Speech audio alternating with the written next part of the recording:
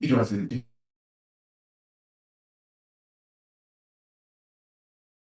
Yeah. yes. Perfect. Okay. Good morning, everyone. For those who I have not met so far, my name is Aaliyah Riccardi. Like Dr. Basura said, I'm one of the chief residents at UPMC, Department of ENT, and I will be going into facial plastics next year. So naturally, when I was asked to give an otology talk, I wanted to take an opportunity to tie those two things together. Today, I'll be talking to you all about otologic causes of facial nerve paralysis. Here's my table of content. We'll go over some anatomy, some causes, and then we'll do some questions. So right off the bat here, can anyone name the segments of the facial nerve? We can start with the orange portion. Oh, go ahead, sorry.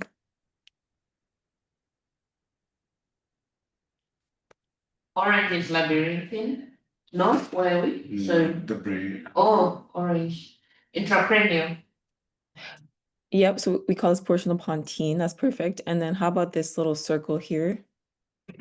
Meatal segment. Yeah, so we're getting to meatal segment. We're gonna pass through the IAC. And then this portion. Can you guys see my pointer? I can see it. Yeah, we can. Okay, perfect. Awesome. Red should be labyrinthine segment. Labyrinthine segment, exactly. And then does anyone know what this is? This little turn that they're talking about? Ganglia. Exactly. And then this blue segment. That's the tympanic segment. Perfect. And then our last segment is mastoid, as we all know. This is just alluding to the middle ear. So I'm advancing my I, slide I here. can't see your pointer. Can Oh, everybody else see the pointer? Yeah, it was there. Oh, Maybe now I see it. maybe Okay. it's subtle. Yeah. So It's quick okay. thing. They also call that the cisternal segment in the near the brainstem, and then that's the porus acousticus there, right? mhm. Oh, and you didn't ask that little nubbin coming off of the mastoid segment. No, does anyone want to tell me what that is? What the Right here, coming off the mastoid segment in the middle ear. what For the the tympani. Exactly. Perfect. Excellent. So this chart just kind of runs through each portion of the, or segment, I should say, of the facial nerve. We talk about the intracranial portion being from the pontomedullary junction, enters at the IAC, and then the intrameatal portion we talked about within the IAC and also is running with cranial nerve 8, travels in the anterior superior quadrant. And then for the labyrinthine segment, this is from the fundus of the IAC to the geniculate ganglion. Can anyone tell me approximately the dimensions of this portion of the facial nerve? Or the fallopian canal, I should say. Sorry, what's your question again? What's the diameter of the fallopian canal and the labyrinthine segment? It's the shortest and narrowest About segment. 0.4 millimeters, 0.4 to 0.6 millimeters. The research I saw was more like 0.7. Dr. Broussard, what do you think about that? Yeah, there's a little bit of a range there, but it's Yeah. usually sub millimeter though. It's kind of like that's the right, yeah, it's the narrowest, but yeah, that range people will say I've seen all kinds of numbers, you know, 0.4, 0.6, somewhere in that range. Yeah. Okay. So when we're thinking about the labyrinthine segment, we're thinking about GSPN and the pterygopalatine ganglion, and then the tympanic segment runs posteriorly along the medial wall of the middle ear and runs above the oval window. The vertical segment descends in the posterior wall of the middle ear. And then to the stylomastoid foramen, we have to think about the nerve system pediis and chorda tympani as we discussed. And then extracranial, this is from the stylomastoid foramen through the carotid to the terminal branches. And we will go through that in a little bit. Okay. Next thing I just want to go over real quickly is the House-Brackman score. And so using this to basically classify the degree of facial nerve paralysis, 1 all the way to 6. 1 is completely normal, 6 is absolutely no movement. Some large just discrepancies that we kind of want to distinguish when looking at this is the ability to close the eye with light effort, with more effort, or not unable to close the eye, and that's distinguished by House-Brackman 2, 3, and 4. And then obviously if there's any weakness or asymmetry at rest, that's also something we distinguish between 3 and 4.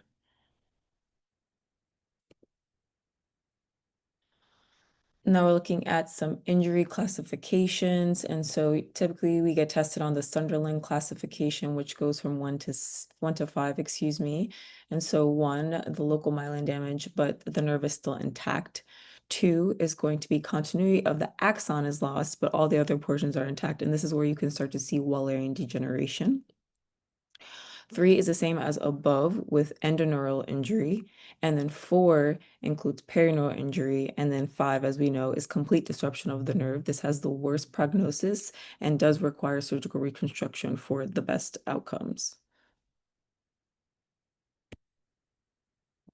This is a patient I actually saw one of my rotations at Shady Side with Dr. Rivera, facial nerve specialist. Can anyone just point out some of the things we see indicating that this person has facial nerve paralysis, the physical features? So there is obvious asymmetry with loss of nasolabial crease on the left, and yeah, I can't really see any features of. So there is no frontal. You can't really see any frontal creasing both sides, but I think the main feature is asymmetry at rest. Yeah, so asymmetry at rest, the corner of the mouth is obviously dragged down. There's some scleral show, a little bit more hooding on the eyelid as well. And there's asymmetry of the nasal ala, which is something that she always harps on as well. So yes, exactly. When we think about facial nerve testing, it really boils down mostly to ENOG and EMG. Can anyone give me some facts about either of those? You can start with ENOG. What is ENOG measuring, maybe? So, ENOG is electroneuronography. It's an electrophysiologic test used to assess facial nerve function by testing the nerve. So how it's performed, we directly stimulate the nerve to assess for peripheral function in the muscles of facial expression, and we score this as a percentage compared to the normal side. ENOG has more of a role in the acute setting, especially after trauma, because we're assessing function of the nerve after Wallerian degeneration has occurred. So usually the window is after 72 hours up to about 14 days. While EMG electromyography is testing the peripheral muscle to test how much you're basically testing the muscle to see if it's still receiving any stimulation from the nerve. EMG is used more as a long-term test to usually make decisions, especially about recovery, but also if you're going to do facial nerve reanimation to help you choose the most appropriate, should I call it, technique to use. Are you going to think of using dynamic versus non-dynamic procedures for that reanimation? Excellent. That was an excellent answer. Thank you so much. So just very quickly, you hit all the high points for sure. So ENOG, you're going to stimulate at the stylomastoid foramen. And like you said, we're going to be testing the amplitude in response to the facial nerve stimulation. This detects a degree of axonal degeneration, useful after 72 hours because of Wallerian degeneration. And then the big threshold here is greater than 90% amplitude drop versus the normal side. That will equal poor prognosis, and as you said, can push us towards surgical decompression if indicated, and is the best prognosis test in acute paralysis. EMG, you have needles in the face, the patient moves the face at its most simplest definition, and we are going to be measuring motor unit potentials in facial muscles during symmetry, during rest and voluntary contraction, and this detects signs of deinnervation and reinnervation. This is useful 10 to 14 days, and fibrillation potentials shows a muscle is susceptible to reinnervation. Okay. Now we are going to jump into some causes. Can anyone just shout out an infectious cause regarding the ears for facial nerve paralysis? Just one or two. We have one on our service right now, actually. Otitis media, both acute and chronic, can give you facial nerve palsy, but you can also have viral causes giving you facial nerve palsy. So viral infections like, oh, I preempted your slide, sorry. No, it's okay. I love it. That's exactly what we wanted. Exactly. So we're going to think about otitis media, which I don't need to go over with this fabulous group of ENTs, but the incidence of facial nerve paralysis in otitis media is about 0.03%. This is typically a neuropraxia, which means they usually have an excellent prognosis, especially if treated appropriately. The treatment would be a myringotomy, obviously, culture-guided antibiotics, steroids for the facial nerve, and if not improving, then we can consider a mastoid. For suppurative otitis media or cholesteatoma, the prognosis is definitely more ominous than AOM and worse if chronic. We need a CT scan to evaluate the course of facial nerve and then to evaluate for any intracranial extension. Can anyone tell me what cholesteatoma looks like on MRI? It's something we always get tested on.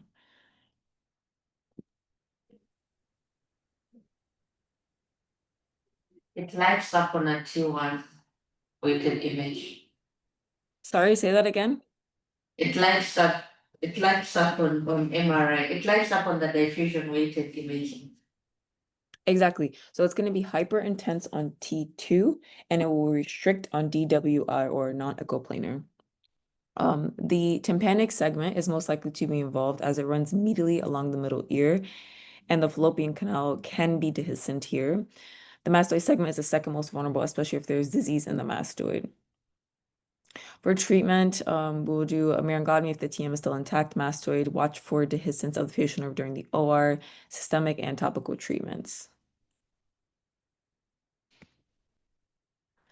Can anyone tell me what they're thinking if they saw a patient walk into their clinic with this presentation?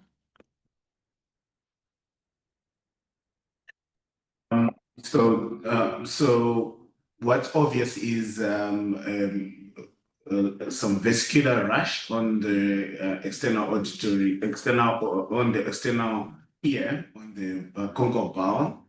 With the face on the picture on A shows this slight asymmetry with the possibility of a facial nerve palsy, but I think this will be a Ramsey-Hunt syndrome or Ramsey-Hunt picture with facial nerve paralysis.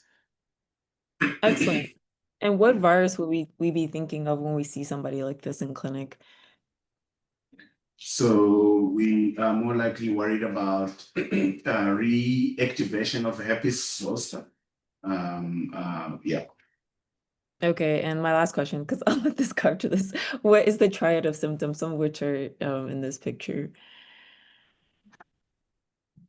What is the first presenting symptom usually? Otalgia. Sorry? Otalgia. So the triad is otalgia, facial paralysis, and the other vesicular rash in the points of Exactly. Thank you guys so much. So yes, herpes zoster oticus, it is 5 to 8% of facial nerve paralysis patients. And as we discussed, its VZV is reactivated typically at the geniculate ganglion. And the triad is first severe otalgia, followed by usually acute facial paralysis and vesicular eruption on the EAC and concha. It's associated with hearing loss and vestibular dysfunction, and the prognosis is dependent on the severity of facial nerve paralysis at presentation. If the patient has a full paralysis when they present, they have about a 50% rate of recovery. And the treatment, as we all know, would be valcyclovir as well as a prednisone taper.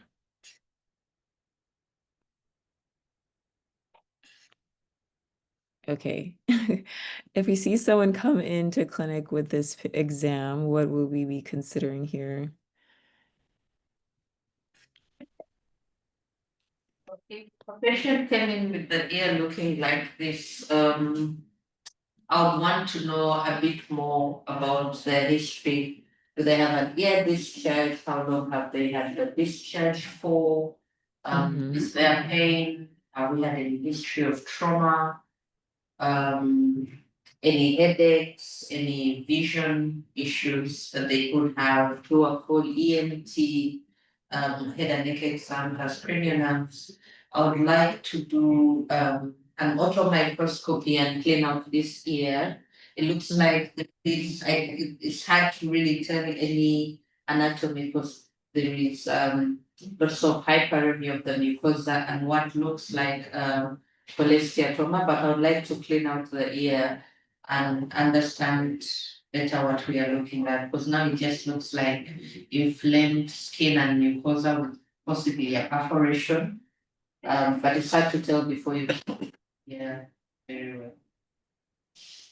So that Excellent. should help you add things together to understand exactly what's happening. What if I told you this patient was diabetic and they had this otorrhea for weeks and now they have a facial nerve paralysis? Would that point you in the direction of a certain Yes. Do they have ear pain? Yes. Ear pain, yes. So if diabetic would start to think of a possible malignant otitis externa, because you see a granulomatous, you see a fleshy mass in the ear canal, you start to see medial to it until you clean out the area properly, but it would be high in the differential list. Exactly. And I think the point of this picture, and I'll go to my next slide shortly here, is that there's a polyp here and all this debris in the EAC, and it's kind of edematous as well. It just doesn't really translate very well. Sorry about that. So yes, we're talking about malignant otitis externa. This is associated with patients with diabetes and an immunocompromised state. Typically, when we're thinking about this, we're starting in the EAC and spreading via the fissures of Santorini, the BC junction, or the foramen of Huschke if it's still patent. And then for labs, we're looking for elevated ESR, elevated white blood cell count, and neutrophilia and fever are not typical. Can anyone tell me what the classically taught pathogen would be in a situation like this? Pseudomonas. Yeah. Yeah, exactly. Pseudomonas is. Yes, pseudomonas is what we're usually worried about in these patients. Although research is showing that it's not as common as I think we're taught, and sometimes even can be fungal, especially in patients with HIV. The facial nerve is the most commonly involved cranial nerve, and typically this is occurring via the stylomastoid foramen. Before the advent of antibiotics, the survival rate was 50%, which is horrible. Now we're about 15 to 30 with proper treatment. On imaging, we will get a CT scan, and we will be looking for, what are some things we're looking for on CT scan? So on CT, would ask for high resolution temporal CTs to look at the anatomy of the ear and temporal bone. For many of these patients with malignant otitis externa, surgery is not, we don't offer surgery early on in the disease, but would look at extent of the osteolytic lesions. Are they limited to the ear canal, or are they extending to the skull base to differentiate between a lateral and a medial skull base osteomyelitis? In some patients, there could be complications like formation of abscesses within the either mastoid or ear canal that might need surgical intervention. But in most of the patients, the mastoid is actually okay. Sometimes the few we've seen have like just soft tissue opacification within the middle ear, but not classic of cholesteatoma. But it helps you understand the extent of the bony involvement. Sometimes if it's very unclear on the CT, the MRI can help you understand the soft tissue involvement, especially when we have medial skull base extension. And it can also be used as a marker later for follow-up of your patients to assess for resolution of the soft tissue involvement. Awesome. Thank you so much for that. I know often we are tested on the use of the gallium scan, which is supposedly supposed to be gold standard for both these patients initially and then also resolution after the infection because of the lag that we can sometimes see with progress on other forms of imaging. Obviously, the scan is very difficult to get. It's expensive, and I remember we tried to get one while we were here and it was like a nightmare. So sometimes what we can do is do a PET scan, and this will also be able to demonstrate resolution. It's much more cheaper and when compared to the Gallium scan, and it's much more accessible. So that's something that we think about here as well. Treatment, as we all know, we would want to do a biopsy of any lesion. So looking at this, we definitely probably want to biopsy this, rule out any malignancy. Blood glucose control is essential to helping these patients heal as well. And then oral toilet culture, following up your cultures. And initially, we're putting them on broad spectrum antibiotics, especially with that pseudomonal coverage, as well as drops.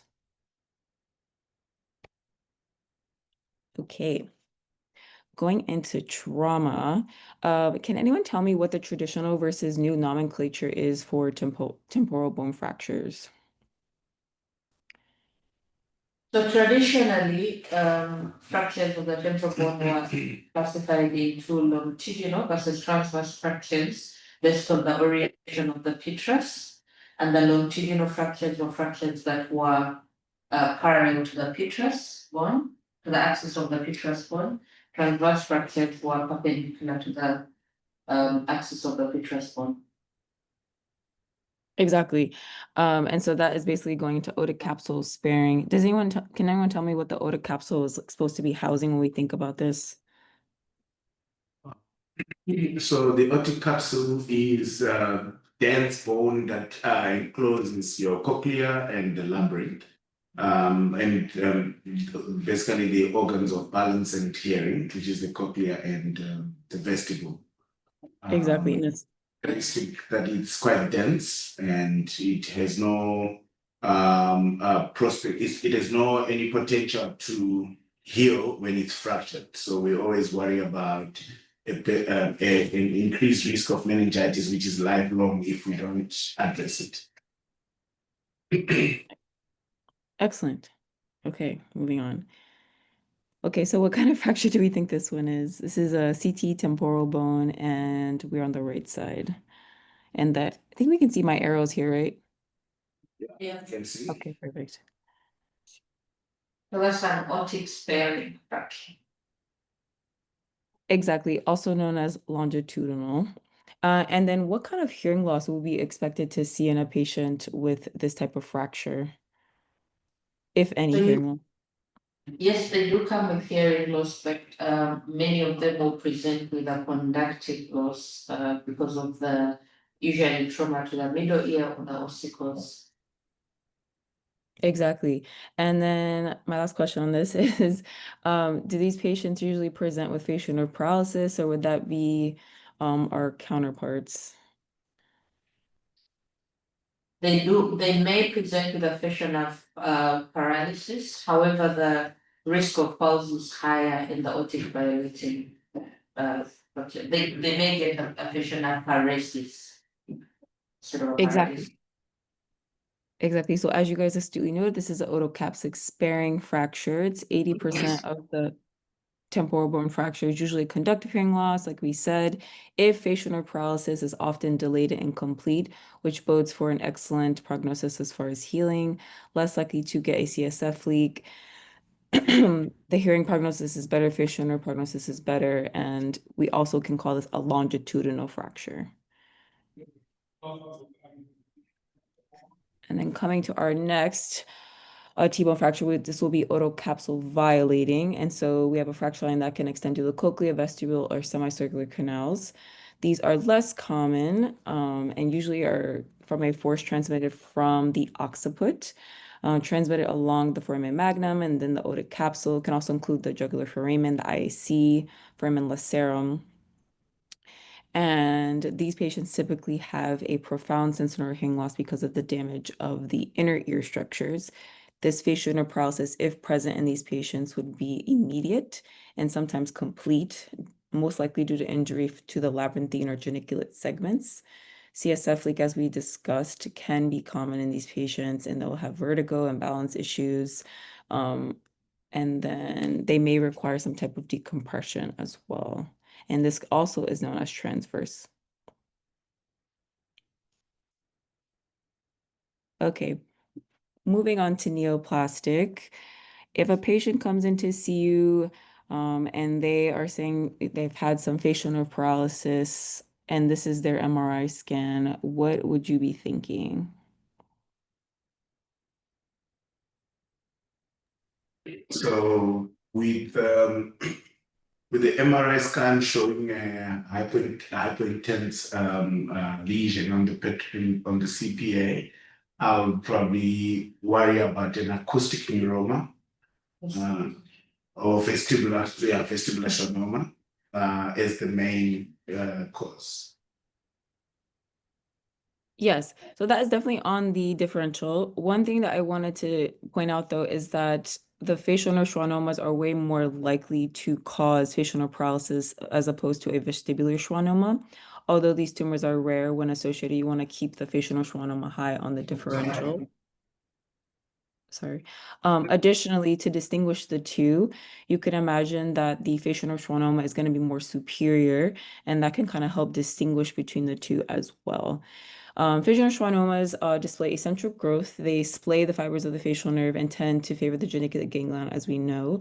On MRI IEC, you'll see a T2 bright lesion that will enhance with contrast. They can be associated with early facial nerve palsy as opposed to sensory nerve hearing loss. And then you can evaluate the position to determine, like I said, compared to a vestibular schwannoma. What are some signs to indicate a neoplastic cause of facial nerve paralysis? So compared to infective causes, neoplastic causes will usually give you progressive loss over a period of time. I think it's important to always take the patient into consideration. Like when you examine for neoplastic cause, sometimes you don't have the acute features of an infection like pain, ear discharge, compared to the infective causes like otitis media and cholesteatoma, where patient will come in and they have pain, they have features of infection in their ear. Okay. Anything else about the way that the facial nerve paralysis or palsy presents? Like what other features would indicate that this would be neoplastic versus infectious or traumatic? It might be an incomplete palsy versus infectious. Yes, definitely. So one thing you pointed out was definitely that it will be slowly evolving. It could happen over 3 weeks' time. The palsy can also be recurrent, and so the person can regain function and then lose function again. Facial twitching can also be a sign that there's some evolving paresis. If the patient also has associated unilateral oral fullness or any unilateral ear issues or eustachian tube dysfunction, that could point to a posterior nasopharyngeal mass or lesion. If there is multiple cranial nerve deficits at once, and if there's any history of any cutaneous malignancy as well. And then what is the differential for an otologic mass causing facial nerve paralysis? Or just name some masses. So can you hear us? Sorry, your internet was off. Can you hear me? Yeah, I can hear you now. Sorry, go ahead. Or sorry, we had a poor connection. So differentials for an ear mass causing facial paralysis can be divided into benign and malignant causes. And under the benign tumors, we can have things like glomus both glomus tympanica and glomus pupillary. We can have malignant tumors like squamous cell carcinoma, adenocystic carcinoma, tumors in the parotid, either spreading into the ear or primarily affecting the facial nerve as it comes out of the stylomastoid foramen. We can have bony tumors like osteomas, chondromas, affecting the facial nerve as well, causing compression of the nerve in the ear. We had a case of meningioma recently compressing the nerve, a temporal meningioma compressing the nerve. So any tumor that causes compression along the fallopian canal or even the nerve as it's extended, coming out of from the pontine segment can actually give you a facial nerve palsy. Then you have the non-malignant causes, things like cholesteatoma that are going to erode the fallopian canal and cause compression onto the nerve or even erosion of the nerve. Excellent. That was so good. So yeah, just going over some of those signs of a neoplastic process, and then for the differential, you definitely hit all the highlights. I just wanted to talk about hemangiomas of geniculate ganglion. So these are slowly progressive facial nerve palsy, and on MRI you can see this honeycomb enhancement at the geniculate ganglion. On CT, sometimes you can see irregular erosion as well. Meningioma, as you pointed out, this will also be more of a gradual facial nerve paralysis. On the MRI, what do we see? It's like very characteristic for a meningioma on MRI scan. So if sorry? No, sorry, I didn't know anyone's gonna say anything. Go ahead, sorry. Because so meningiomas usually are differential for facial schwannomas or vestibular schwannomas. And you'll have a dural tail, Mhm.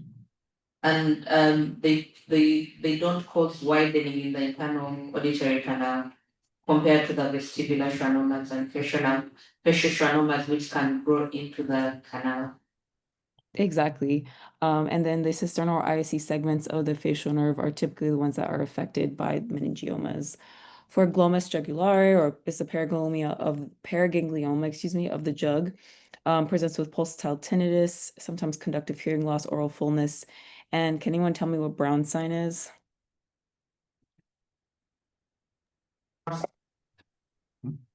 Brown sign, this is blanking on pneumatic otoscopy. So if you have a mass in the middle ear that blanches on pneumatic otoscopy, then high in the differential would be a glomus tumor, either glomus tympanicum or glomus jugulare. Exactly. Oh, sorry, go ahead. No, it's fine, sir. On MRI for these patients, you'll see a salt and pepper appearance of the lesion. They'll have some T2 enhancement and enhancement with GAD. And then, as we mentioned, the temporal bone carcinoma. This is our malignant cause. There's be pain, otorrhea, bleeding. You could have a mixed hearing loss. CT scan will show extensive bony destruction, soft tissue invasion, and the tympanic and mastoid segments are most likely to be involved here. Okay.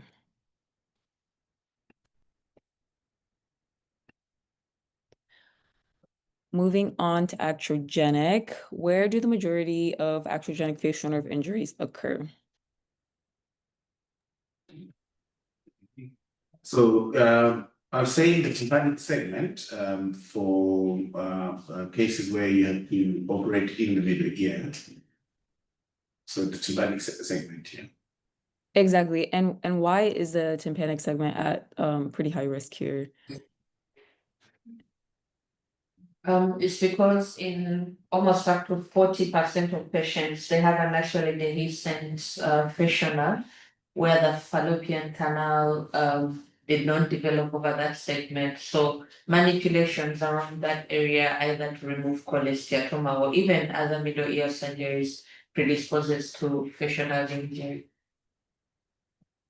Exactly. And then can anyone name another segment that can be damaged, or maybe the second most damaged? The second most common is the mastoid segment during mastoidectomy. In while the fallopian canal is not as commonly dehiscent in the mastoid segment, there are various points at which it can be injured. It could be injured as I said, sitting near the stylomastoid foramen or at the area where you do your posterior tympanotomy if you haven't thinned your canal wall down sufficiently. Excellent, exactly. So first started to talk about the mastoid segment. Location is the posterior wall of the middle ear, just above the oval window and the pyramidal eminence. Like you said, this is the most common site of dehiscence, and when drilling near the lateral semicircular canal, sinus tympani or the attis. And we can see that here on this little picture. The vertical or mastoid segment descends in the posterior mesotympanum, medial to the antrum. Risks are during the cortical mastoidectomy or the posterior tympanotomy facial nerve recess approach.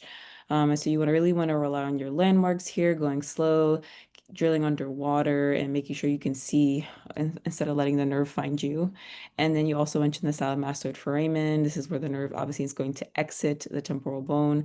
You want to avoid any excessive bone removal inferiorly and aggressive dissection near the digastric ridge. Okay, so just some quick pearls before we move on to a couple of questions. The most common cause worldwide of facial nerve paralysis when involving the ears will be otitis media. The most common iatrogenic cause is mastoid surgery. Ramsay-Hunt is more severe than Bell's palsy with a poor prognosis. Temporal bone fractures, you want to think about transverse, immediate facial nerve palsy, and longitudinal can be delayed partial palsy. Hey, Leah, sorry to interrupt you there. I have to log off to Okay. go to Coconut Plant Conference. Good job. A couple quick things. I'll just throw in my 2 cents real quick. So typically, schwannomas don't cause facial paresis or paralysis. It's very, very rare they would present with that. So even if it's a facial nerve schwannoma, it's pretty darn rare that they're going to present with any kind of facial nerve issue. So if you see a CP angle lesion in the setting of facial nerve, that should tip you off that it could be something more invasive. You know, so maybe you want to ask about cancers, right? So things that can metastasize to the CP angle would be things like renal cancer, lymphomas, melanomas, breast cancer, these types of things that can certainly impact the nerve. And then always remember on a T2, if you see a mass in the CP angle of the IEC that displaces fluid, it's called a space occupying lesion. So it's bright on T1. It's always bright on T1, right, with contrast. But it's usually going to be, you're not going to see it on T2. It's usually going to displace, or a Fiesta series or a KISS sequence. It's usually going to displace the fluid. So you're going to see what's called a space occupying lesion. So that's typically how they'll usually present. So, yeah, but great job. Sorry to interrupt you, but No problem. take care, guys. Have a good Hey, weekend. Hey, Greg, before you go, I've got one more question for you. Yeah. What does fibrillation potential indicate to you on EMG? What is your reading of that? Yeah, fibrillations usually portends that it portends kind of a poor recovery typically. Usually is usually what we've interpreted. You know, the nerve is been damaged to the point where it's you know, you don't really have any organized motor activity there. So typically a fibrillation usually portends of kind of a poor prognosis. Kind of a dying muscle rather than something that's being innervated. Yeah, thank you. Oh, sorry, you were breaking up a little bit, Brad. Did that answer your question? Yes, I agree. Thank you. Oh, got it. Okay. Okay. All right, guys. Sorry to bail out on you and sorry to interrupt you. Thanks, Leah. Thanks, Mariana. Thank you. Hey, Mariana, Leah, I'm gonna send you guys an email about next Wednesday. We're gonna have a little vestibular conference. Some of you guys saw that. So we'll prepare a couple of cases for that. So I'll send you an email though. Thanks, Sounds guys. good. Bye. Okay, sorry guys. I just have a couple more questions and I'll be done. Let me share my screen again. Can you all see my slides? Yes, you can. Sorry? Yes, we can. We can see your slides.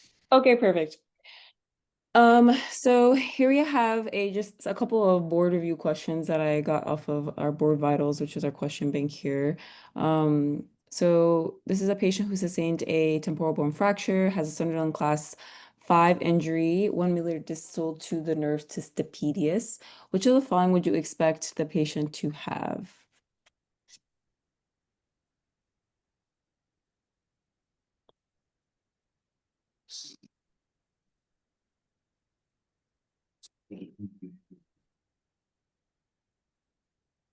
D. Yeah, D. Exactly. So here's our answer here. Disruption of the fibers of the cord tympani result in loss of the taste in the anterior 2/3 of the tongue. Lacrimation and nasal mucosa is controlled by the parasympathetic fibers from GSPN. And then hyperacusis can be seen in injury proximal to the nerve stapedius, which will result in a hypermobile stapes. So this was where the question had stated the damage would have been. Okay. Which of the following otologic procedures account for the highest number of iatrogenic, excuse me, facial nerve injuries? D. D, exactly. So we went over this, but mastoid surgery accounts for most of the iatrogenic otologic causes of facial nerve paralysis. A stapedectomy is a higher risk if the facial nerve horizontal segment is draped over the oval window. And a canaloplasty is definitely lower risk, but can happen when drilling along the posterior canal. A 38-year-old female presents to your office for evaluation of sudden left paralysis, facial paralysis, excuse me, since last week. She reports having an upper respiratory infection that started about 2 days ago, denies any prior oto surgery, prior head trauma, medical problems, current otologic or audiologic symptomatology. Examination reveals a House-Brackman 4, left facial paralysis, but otherwise unremarkable exam. What is most likely true regarding this patient's diagnosis?